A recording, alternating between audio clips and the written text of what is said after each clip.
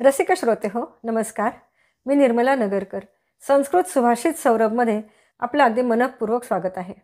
आजच्या या भागामध्ये आपण चर्पट पंजरिका या स्तोत्रातील 11, 12, 13 आणि 14 हे श्लोक पाहणार आहोत. शंकराचार्य जेव्हा गुरुकुलामध्ये होते तेव्हा गुरूंच्या मुखातून त्यांना असं कळालं की नर्मदा काठी एका गुहेमध्ये महर्षी पतंजली 1000 वर्षांपासून समाधी लावून ध्यानस्थ बसलेले आहेत आणि त्या काळामध्ये त्यांचं नाव गोविंदपाद असं आहे. हे ऐकल्यानंतर आणि संन्यास घेतल्यानंतर शंकराचार्य नर्मदा काठी गेले, ओंकारेश्वराला गेले आणि तिथे एका वृद्ध संन्याशानं त्यांना ती गुहा दाखवली जिथं गुरु गोविंदपाद समाधी लावून बसलेले होते. त्या गुहेमध्ये गेल्यानंतर आणि काही संन्याशी योग्यांनी त्यांची समाधी यौगिक क्रियेनं उतरवल्यानंतर महर्षी पतंजली म्हणजेच गुरु गोविंदपाद हे जागृत अवस्थेमध्ये आले आणि त्यांनी जाणलं की हा शंकर म्हणजेच भगवान शंकराचाच अवतार आहे. त्यांनी शंकराचार्यांना शिष्य म्हणून स्वीकारलं. तिथे राहून शंकराचार्यांनी हठयोग, राजयोग आणि ज्ञानयोग या सर्व योग मार्गांचं, योगविद्येचं ज्ञान प्राप्त केलं आणि गुरु गोविंदपादांच्या आज्ञेवरूनच ते भारत भ्रमणाला निघाले आणि सगळीकडे ज्ञानाचा प्रसार त्यांनी केला. गुरूंनी सांगितल्यावरूनच त्यांनी प्रस्थानत्रयीवर भाष्य लिहिलं. 11वा श्लोक बघूया. श्लोक असा आहे: नारीस्तनभर नाभिनिवेशम मिथ्या माया मोहावेशम एतन मांस वसादि विकारम मनसी विचारय बारंबारम भज गोविंदम भज गोविंदम भज गोविंदम मूढमते. पहिला शब्द आहे नारीस्तनभर नाभिनिवेशम. स्त्रीदेहातील भरदार स्तन किंवा सुंदर नाभी हे काय आहे? तर ते आहे मिथ्या माया मोहावेशम. हा फक्त मिथ्या आणि माया आहे. एतन मांस वसादि विकारम. हे सगळं मांस आणि वसा यांचेच विकार आहेत, यांचंच रूप आहे. याचा तू मनसी विचारय, मनामध्ये विचार कर. वारंवारम, एकदा नाही तर अनेक वेळा वारंवार तू हा विचार कर की हे जरी आकर्षक असलं तरी तो फक्त मांस आणि वसा यांचाच विकार आहे, त्यांचंच एक रूप आहे आणि ते सगळं मिथ्या माया आणि मोह याचंच रूप आहे. तर त्या मार्गाला तू जाऊ नको. काय कर? भज गोविंदम भज गोविंदम. त्या गोविंदाचं स्मरण करा.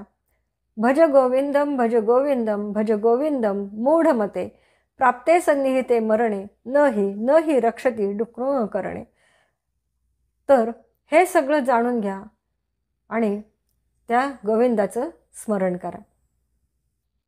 पुढचा श्लोक आहे: कस्त्वं कोहम कुतः आयातः का मे जननी को मे तातः इति परिभावय सर्वम असारम विश्वम त्यक्त्वा स्वप्न विचारम.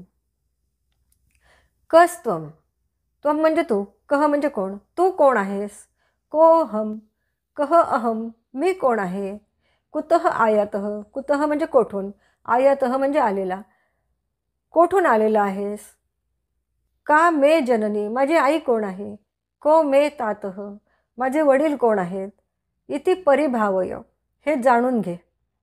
सर्वम असारम विश्वम त्यक्त्वा स्वप्न विचारम. या सर्व असार असलेल्या, स्वप्नवत असलेल्या, एखाद्या स्वप्नाप्रमाणे विचार असलेल्या विश्वाचा त्याग करून, त्यक्त्वा म्हणजे त्याग करून, मी कोण आहे, तू कोण आहेस, माझी आई कोण आहे, माझे वडील कोण आहेत, मी कुठून आलो आहे, या प्रश्नांचा शोध घे.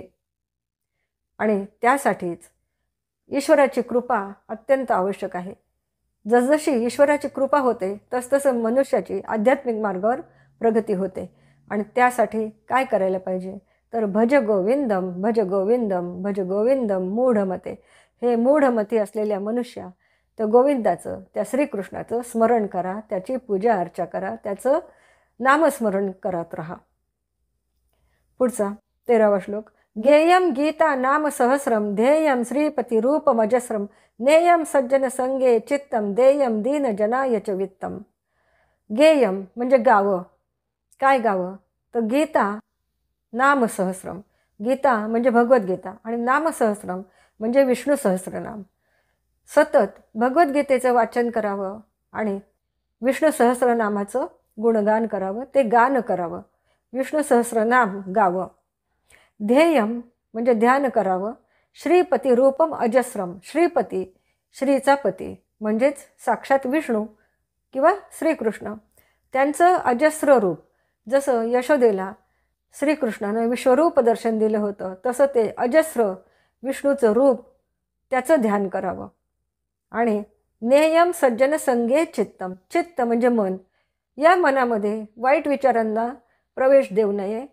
आणि ते केव्हा होईल तर जेव्हा आपण सतत सज्जन लोकांच्या संगतीत राहिलो तर आपोआपच आपल्या मनातही शुभ विचार येतात, चांगले विचार येतात.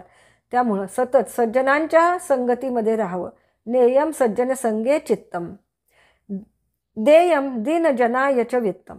आणि म्हणूनच देयम म्हणजे द्यावे, वित्तम म्हणजे पैसा. आणि कोणाला द्यावा तर दीनजनाय, जे गोरगरीब आहेत, अत्यंत गरीब आहेत, त्यांना पैसे द्यावे, मदत करावी, त्यांचा दारिद्र्य दूर करण्याचा प्रयत्न करावा. तेच खरं महत्त्वाचं कार्य आहे. मोरोपंतांची पण एक आर्य आहे की सुसंगती सदा घडो, सुजन वाक्य कानी पडो. खरोखर सज्जन संगतीचं इतकं महत्त्व आहे की सज्जनांच्या सहवासामध्ये राहून आपल्यातले दुर्गुण आपोआप हळूहळू नाहीसे होतात आणि त्यांच्या सहवासामध्ये आपण चांगले विचार करायला शिकतो. म्हणून नेहमी सज्जनांच्या सहवासात राहावं, गोरगरिबांना मदत करावी. हेच शंकराचार्यांनी या श्लोकामध्ये सांगितलेलं आहे. यावत जीवो निवसती देहे, कुशलम तावत पृच्छती गेहे, गतवती वायौ देहा पाये, भार्या बिभ्यती तस्मिन काये. हा 14वा श्लोक. यावत जीवो निवसती देहे, देहे म्हणजे या देहामध्ये, निवसती म्हणजे राहतो. आणि कोण राहतो तर जीव राहतो या देहामध्ये. यावत म्हणजे जोपर्यंत जीव राहतो, म्हणजेच तो आत्मा जोपर्यंत या देहामध्ये आहे तोपर्यंत काय होतं, कुशलम तावत पृच्छती गेहे, तोपर्यंत घरामध्ये तुमचं कुशल सगळेजण विचारतात, तुमची ख्याली खुशाली विचारतात. जोपर्यंत या शरीरामध्ये त्या आत्म्याचा निवास आहे, जोपर्यंत या शरीरामध्ये जीव आहे, तोपर्यंत घरातील सगळे ख्याली खुशाली विचारतात, चौकशी करतात. आणि नंतर काय होतं, गतवती वायौ, वायौ म्हणजे वायू, तो गेल्यानंतर, गतवती वायू म्हणजे शरीरातील प्राणवायू निघून गेल्यानंतर, देहापाय, या देहाला काही अपाय होऊन देहातील प्राणवायू निघून गेल्यानंतर, म्हणजेच प्राण निघून गेल्यानंतर, चेतना निघून गेल्यानंतर, जेव्हा हे शरीर अचेतन होऊन पडतं तेव्हा काय होतं, भार्या बिभ्यती तस्मिन काये. जी पत्नी, जिच्यावर तुम्ही मनापासून प्रेम केलं, ती पत्नीसुद्धा त्या अचेतन शरीराला, तस्मिन काये म्हणजे त्या अचेतन शरीराला घाबरते. बिभ्यती म्हणजे घाबरते. आयुष्यभर ज्यांच्यासाठी तुम्ही कष्ट केले, ज्यांच्यासाठी पैसा कमावला, ज्यांच्यावर अतोनात प्रेम केलं, ते काय करतात, जेव्हा तुमचं शरीर अचेतन होऊन पडतं, निष्प्राण देह पडतो, तेव्हा तुम्हाला स्पर्श करायला सुद्धा ते धजावत नाही. त्यांना त्या अचेतन शरीराची भीती वाटते. असं हा 14वा श्लोक आहे. आणि म्हणून भज गोविंदम भज गोविंदम भज गोविंदम मूढमते, प्राप्ते सन्निहिते मरणे, न ही रक्षती डुक्रो करणे, असा उपदेश शंकराचार्यांनी केलेला आहे. जरी इथे डुक्रो करणे म्हणजे संस्कृत व्याकरणाचे घोकमपट्टी करणं असा अर्थ निघत असला तरी हे प्रतिकात्मक आहे. हे भौतिक ज्ञान, या विश्वातील हे ज्ञान, ही माहिती किंवा हे बाह्य ज्ञान, हे कितीही तुम्हाला ज्ञान असलं या गोष्टींचं तरी ते तुमचं रक्षण करणार नाही. फक्त संस्कृत व्याकरण असा इथे अर्थ नसून हे बाह्य जगताचं ज्ञान, ते तुमचं रक्षण करणार नाही मरण जवळ आल्यानंतर. तर कोण तुमचं रक्षण करेल तर ते प्रभूचं नामस्मरण आहे, त्या ईश्वराचं नामस्मरण आहे.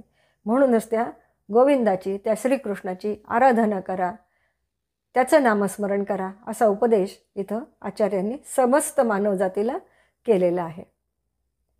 आपल्याला जर हे आवडलं असेल तर नक्की लाईक, शेअर आणि सबस्क्राईब करावे. पुढच्या भागामध्ये भेटूया. धन्यवाद.